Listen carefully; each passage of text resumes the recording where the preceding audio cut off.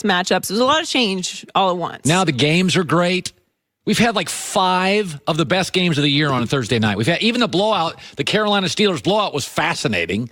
I mean, you were like, oh my God, Pittsburgh's going to win the whole thing. They look amazing. And people freak out when you change like the intro music to the show. They do. You think they're not going to freak out if you add an extra game in the middle of the week? Yeah, that's a good point. Like mind-blowing. People don't like change. Here's a good point. By the way, cold flu season's here. Try Vicks Sinex nasal spray. Use as directed, 12 hours. Can work for 12 hours. Don't be just jamming that thing up there every 15 minutes. It's really good. I just saw this story. This is the worst idea ever. I'm trying to keep a straight face with this. Brett Favre would be intrigued by a Packers coaching offer. Oh, no, that's on The Onion. It's not on The Onion. It should be on The Onion. Can you imagine if you're Aaron Rodgers waking up? That would be his personal hell. But let me tell you something, folks. Here's what coaching needs. Discipline, details, film study, adapting, and practice. Brett wasn't good at any of those. The 2 greatest players of my life who would make the 2 worst coaches are Charles Barkley and Brett Favre. They are 2 of the greatest players I've seen in my life.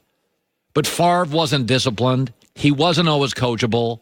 He was incredibly stubborn. Schematics were second to ad-libbing.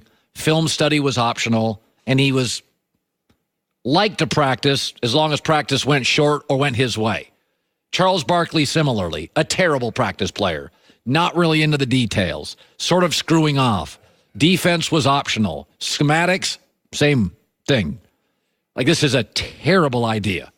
I disagree. I think it's a marvelous idea. Well, it'd be a complete great story for us. I root for chaos. This is a great idea. Packers, do it. It would be 0-16 with Aaron Rodgers. They wouldn't win a single game. By the way, Brett Favre would hate coaching Brett Favre. Charles Barkley would hate coaching Charles Barkley. But there, by the way, Barkley's one of the 10, I've said it before, he's one of the 10 best basketball players I've ever seen. Barkley was unbelievable in his prime, and he's the best basketball broadcaster, analyst I've ever seen. It'd be a terrible. And if Charles is watching, I'm sure he's not, you'd be a terrible head coach. And if he ever says he's be a good head coach, Shaq and Kenny Smith and Ernie Johnson need to stop and say, Chuck, you'd be a terrible head coach. Well, Favre told us to TMZ Sports. He said, believe me, it's not going to happen, but how can you not be intrigued by that? Oh, this is the best story I've ever heard.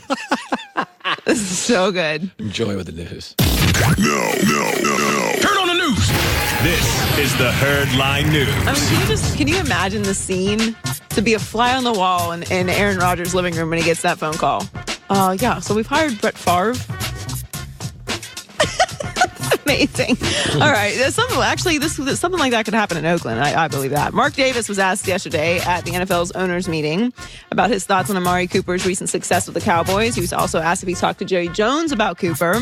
And Davis said, we laughed a little. Results are what speak. That's what it's all about. In the future, we might be saying, damn, he was a great, great player. We always had the fastest guy in the field no matter what. I think my dad would have loved Amari, but it just didn't work in our system. What is the Raiders system? That's what I asked Greg Cosell.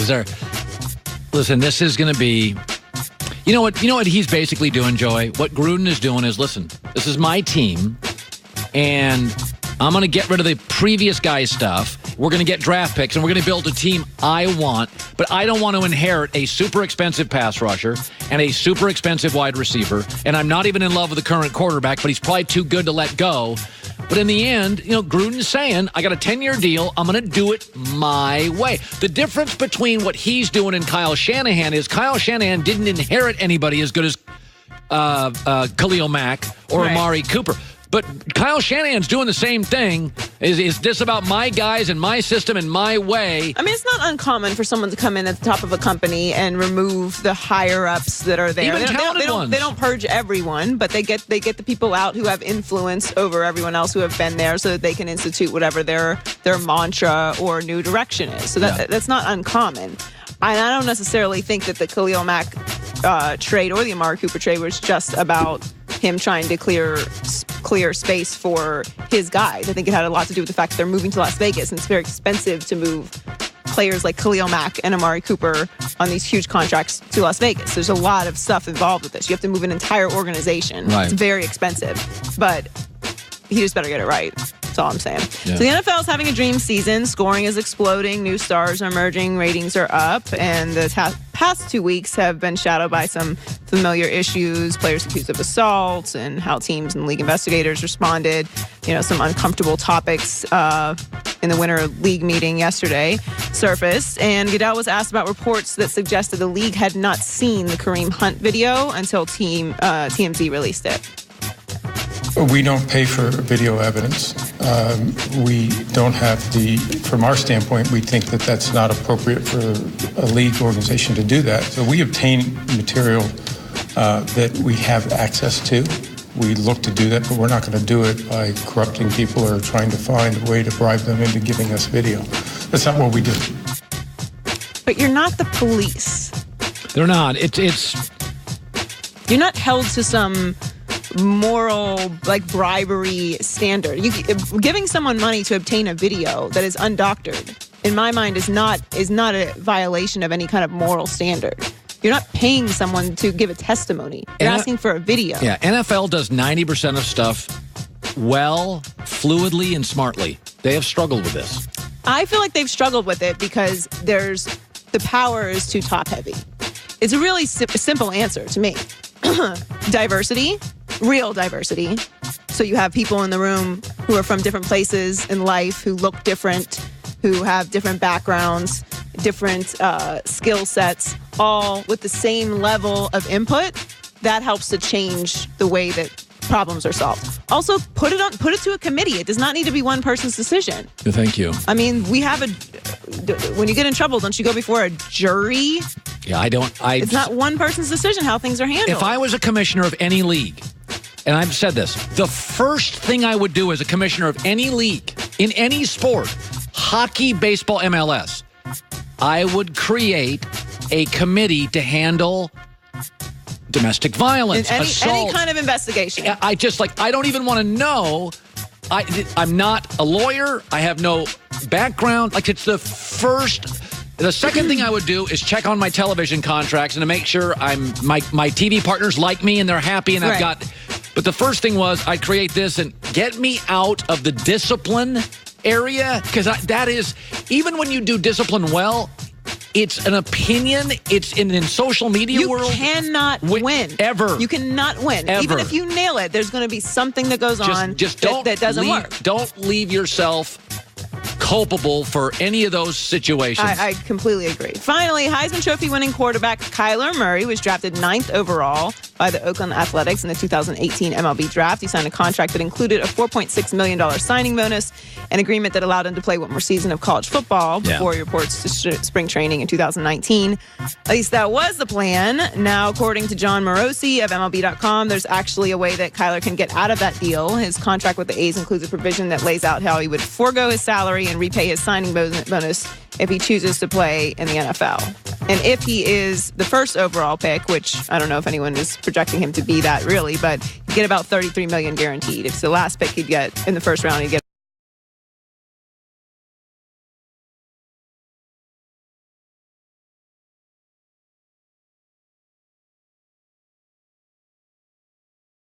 about $10 million guaranteed. So he'd be making way more money if he went to the NFL. I don't know what he's going to end up doing. Your money is more guaranteed in baseball. Your money isn't guaranteed in baseball. Couldn't it come down to this though? Because he's going to be a multimillionaire in both. Right. And whether he gets $40 million in this sport or $58 in the other one, what do you love when you wake up in the morning? Do you have a baseball glove? Is that what you think of, or a football? What do you love more? Because I've said this before in my business. Don't chase money. When you wake up in the morning, what drives you? And if you love baseball, then go pursue baseball. Don't worry about the money, because you're going to have $25 million in the bank regardless. Right.